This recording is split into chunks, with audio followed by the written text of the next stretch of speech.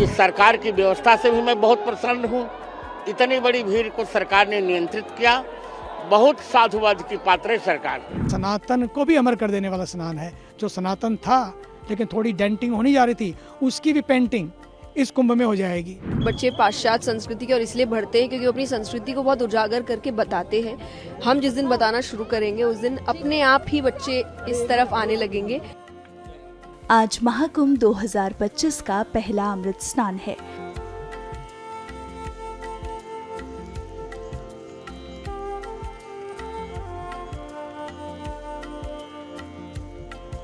मकर संक्रांति के अवसर पर आम श्रद्धालुओं से लेकर तमाम साधु संत कथावाचक महाकुंभ में पहुंचे हैं।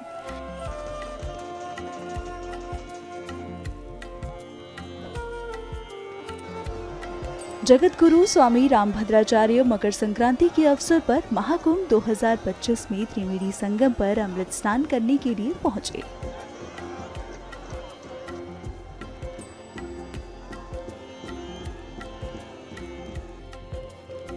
वहीं इस अवसर पर कथावाचक जया किशोरी भी महाकुंभ में पहुंची और अपना अनुभव साझा किया।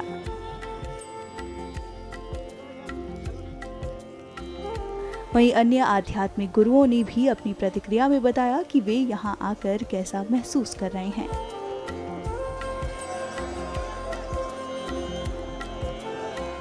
मैं बहुत प्रसन्न हूं क्योंकि पहला शाही स्नान पहला मेरा ही हुआ जी। सभी आचार्यों में सबसे पहला शाही स्नान मेरा हुआ। इस सरकार की व्यवस्था से भी मैं बहुत प्रसन्न हूँ। इतनी बड़ी भीड़ को सरकार ने नियंत्रित किया।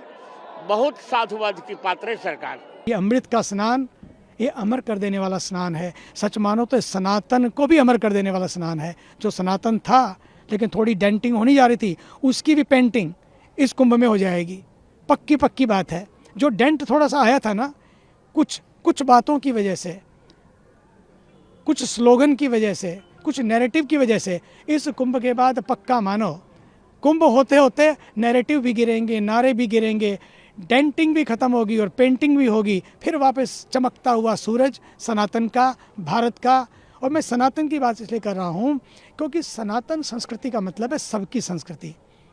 पहले यही थी, बीच में कुछ हो गया, कुछ और होता चला गया, फिर वापस हो गया सनातन।